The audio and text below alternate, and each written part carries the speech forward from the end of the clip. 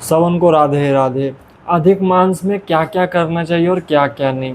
अधिक मास ये पुरुषोत्तम मास कहा जाता है, इसे ही मल का महीना कहा जाता है।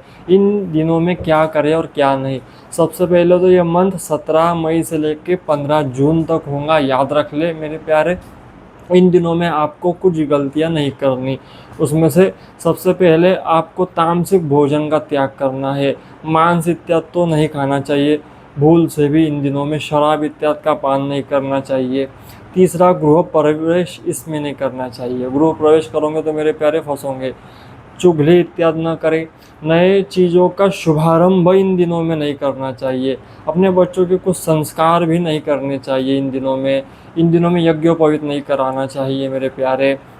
ये अधिक मास में वर्जित है, ये काम नहीं करने चाहिए। अब करे क्या, तो ज़्यादा से ज़्यादा जाप करो, गुरु मंत्रों का, भगवान के नाम का जाप करो। दूसरा, गौ सेवा करो, गौओं की सेवा करो, जाकर उन्हें चारा खिलाओ, आटा खिलाओ। जो जल में रह रहे उन प्राणियों की सेवा करो। ज़्यादा से ज़्यादा तीर्थ में जाके स्नान करने की कोशिश करो। आसपास यदि हो तो अवश्य ही जाए। गंगा किनारे रहने वाले, यमुना के किनारे रहने वाले, ताप्ती के किनारे रहने वाले अवश्य ही जाकर वहाँ पर स्नान करें, दीपदान करें नदी तट पर। यह बड़ा शुभ बताया गया है। नित्य भगवान के सामने दीपदान करो, मंदिरों में जाकर दीपदान करो। ये नियम ग्रहण करो इनमें से कोई ना कोई, और वो नित्य करो 1 मंथ तक।